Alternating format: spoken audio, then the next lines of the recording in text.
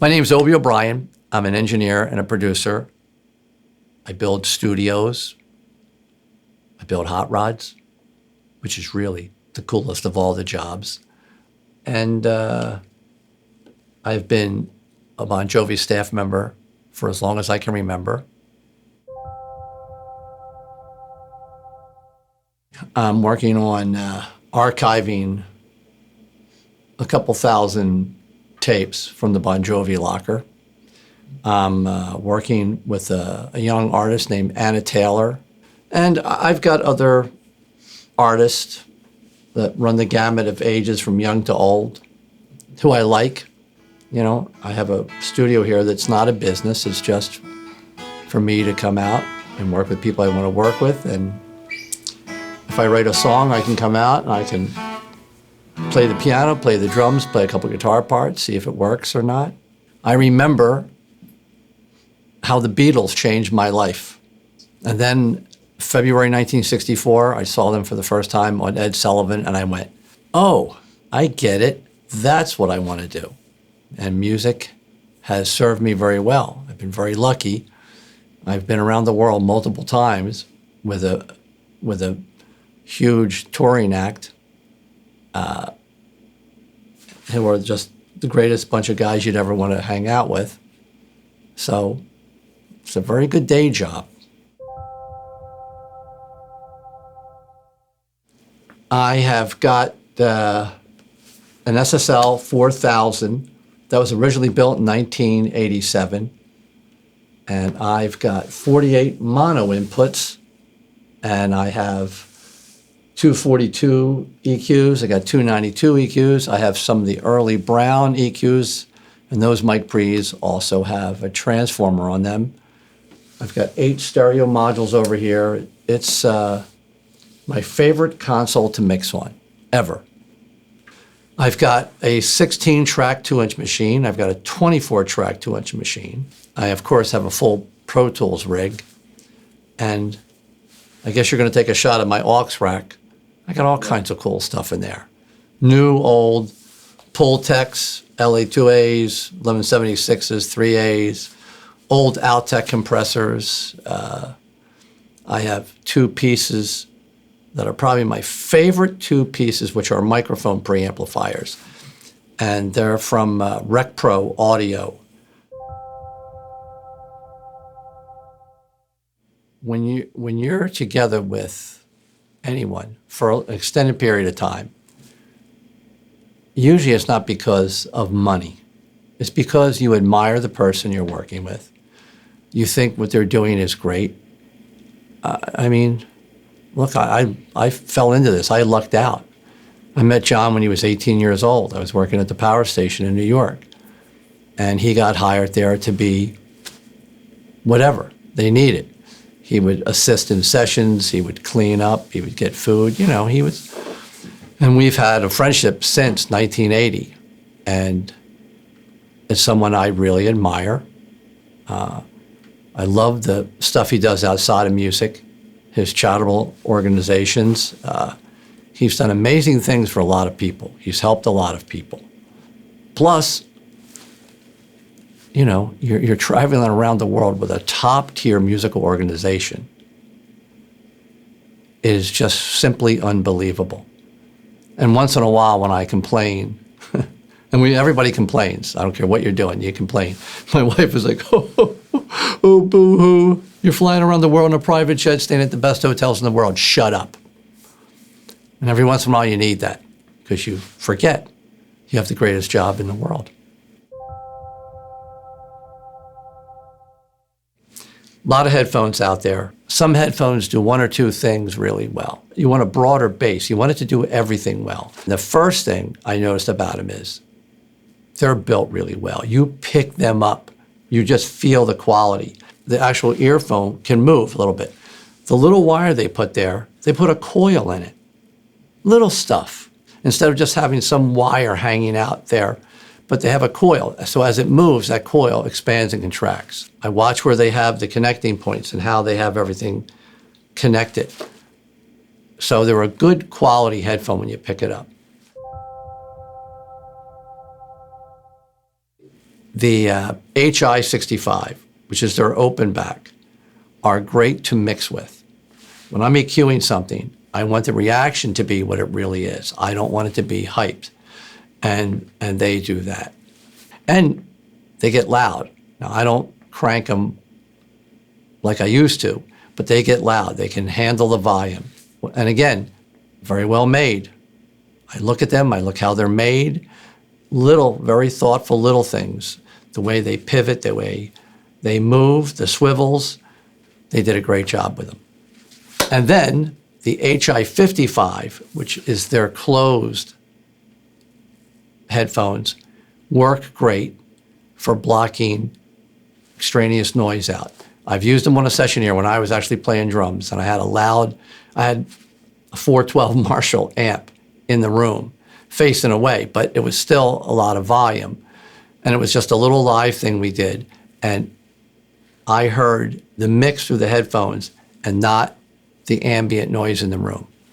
And again, same great build quality, very smooth from the low end to the high end, very true.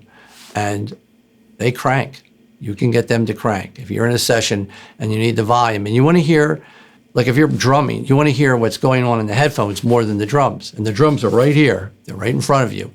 And you're smashing the cymbals and hitting that snare drum. They do a great job.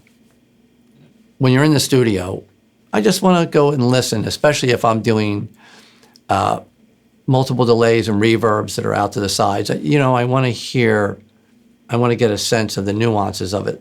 I keep the Austrian audio headphones right there on the hook.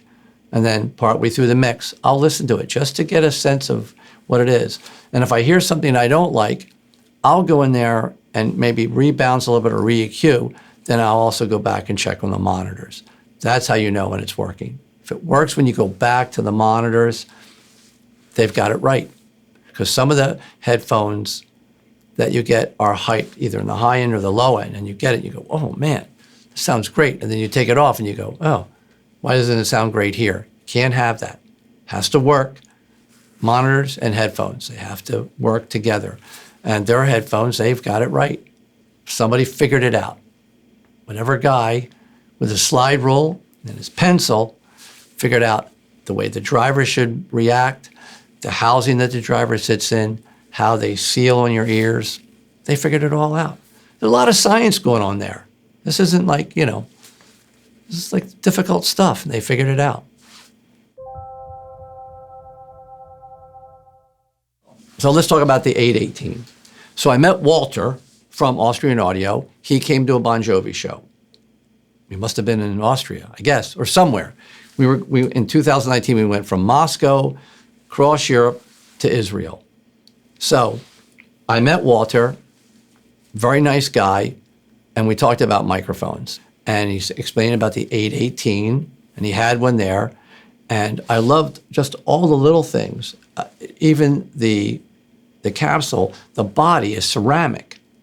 The great thing about that is it's unaffected by moisture or heat, temperature variations. I go, well, why haven't they been doing that for, forever? So I spoke to him. He sent me a pair of the microphones to use. And I have used them truly on everything. I've used them on the Hammond B3, on the Leslie. I've used them on the grand piano. I've used them for overheads on the drum set. I've used them for tom-toms on the drum set. I've used them as room mics. I've had them on acoustic guitar, 6 and 12 string. I've had them on electric guitar amps. They work great everywhere. They're so smooth and flat, it's crazy. Now, I have 2 of them, and they are almost identical in sound. I've done it where we've put the microphones together and just had somebody play guitar and somebody else flip between each microphone. You don't hear the difference. They are really that well put together. And they got a lot of fancy stuff on it, so you can use your phone to change the pattern on that microphone while it's in use. So say you have it out there. Guitar guy's playing guitar, you go, let me change it. Now, being that I'm 100, I go out and push the button and move it myself. But those microphones are fantastic. And I've had my friends in here. I've had multiple producer and engineers in here. And Walter from Austrian Audio came over here one time, and we went through these mics and compared them to other mics through different mic pre's. It doesn't matter what you put them in. They work great. And again, they're built very well. You look at them, you go, this is a very well-built microphone. It's not a big, clunky mic. The shock mount they give you is easy to use. You put it in, you tighten it on the bottom. The capsules are beautiful. And that's what it comes down to in a microphone, is that capsule. You know, that tiny little thing in there that captures everything that's happening on the other side of it. And they're, you know, again, another great product. I've ended up using them more than microphones that I used to use. I mean, I always had like favorite mics for the overheads. You know, I might put a pair of 414s up. Not anymore. I put the 818s because when I record the drums, I use the overheads to pull the kit in. You know, you got a separate mic for everything, unless you're doing the three microphone setup for recording drums. You have a mic on every drum. And sometimes, you know, when you play it back, you go, oh, that's a tom mic. I use a lot of the overheads, so I make sure the phase is correct with the other microphones, but I use a lot of the overheads to pull in the drum kit. And that's what it just sounds like a more natural, you hear the reverb of the kit, you hear the ambience of the drums, you hear the ring. So that's what I do with those 818s. So I love them as overheads, but I don't just use them as an overhead. I use them as a, you know, getting an overall picture of the drum kit. A lot of the great drummers, they don't want to hear just that microphone this far away from a drum. That's not what a drum sounds like. You know, when you stand in a room, it doesn't sound like that. So you want some of that air that's around each one of the drums. When you have microphones, you want to capture the personality of the instrument. I don't care what it is. Trombone, tuba, drums, guitars. The microphone's job is to capture that. And, you know, there's some holy grail microphones. The Telefunken 251, the Neumann 47. These are microphones that are, you know, almost as old as me. And they just had a thing about them. Now, they all had a bit of a personality, you know, because recording gear, stuff like the Pultecs, those EQs are from the 50s, right? They add something to the sound. It's not pristine. Like what goes in, it's not exactly what comes out. It does something that is pleasing to our ear. And that's what I look for in a microphone. I look for it in a microphone that captures the essence of what I'm recording, but maybe adds just a little bit of its own kind of personality. It's like a recording room. It used to be, you could tell where a record was made in one of the great studios. They had Columbia in New York or Universal in Chicago. I mean, you could hear a record and hear the leakage in the room and just go, I know where that was. Because that room became part of the personality of the music being recorded. It wasn't just a sterile environment. It added this mojo to it. So the gear you love helps have a little bit of something that makes that magic.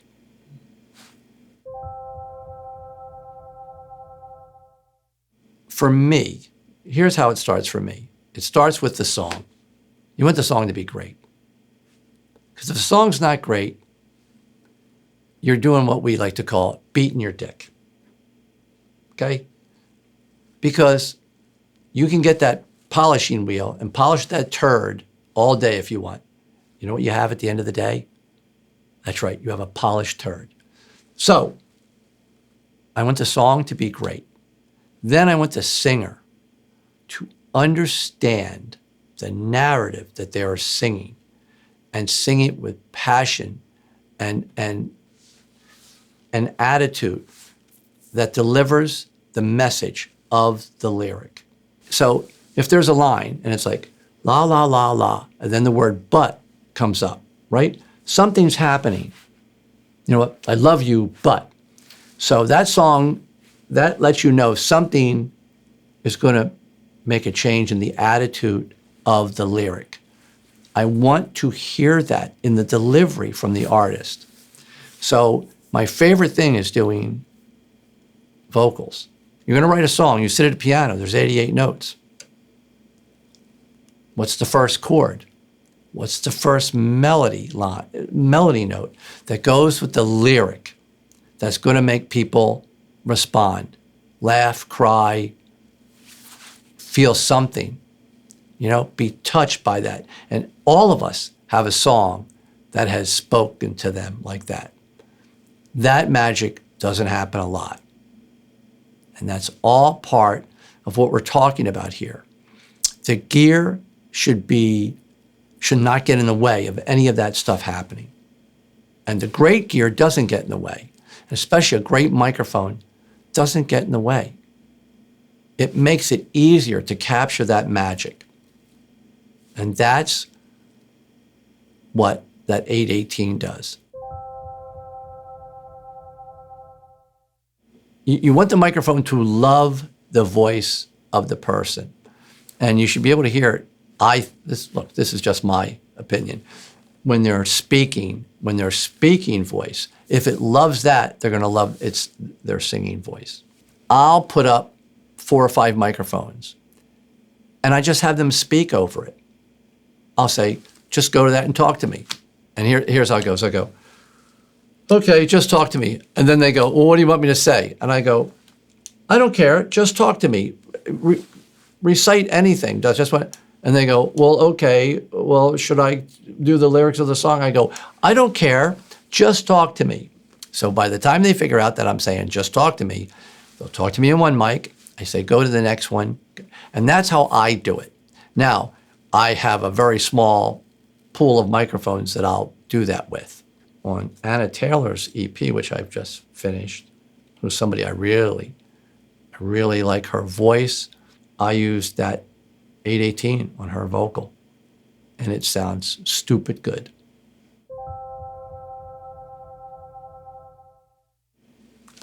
Okay, the first one is make sure the microphone is plugged in. That's probably a good first one. Make sure, if you have it in cardioid, you don't have the backside of the mic turned to the artist. Little things like that. But miking technique is a very personal thing. You can go, if you're miking a snare drum, everybody puts the mic pretty much in the same place. But I like to listen to the instrument. Even on acoustic guitar, everybody knows, okay, we're going to be up at 12th forever. It's right here. But I always listen to the instrument. And if it's somebody's playing acoustic, I get down and I kneel and I listen around the instrument. Especially I just did a session with upright bass, which I love. So people forget how much room upright bass takes up. It fills the room up. And the guy playing upright bass says, I just stick it right there. But as I was listening to it, I heard a few inches off to the left was so much more energy and overtones, and I put the mic there. So I think it's just everybody's got to sort of, when you first start doing this, here's what everybody does. If you're an assistant, you're watching the engineers do what they do. So the first time you mic something, you basically copy what they've done because you go, well, that guy was doing it or that woman was doing it, and it worked, and this is what I saw them do. So you try that. It takes you a while to experiment, and you have to have the ability not to have like a session coming right in because you don't have, somebody's coming in, they're paying X amount per hour.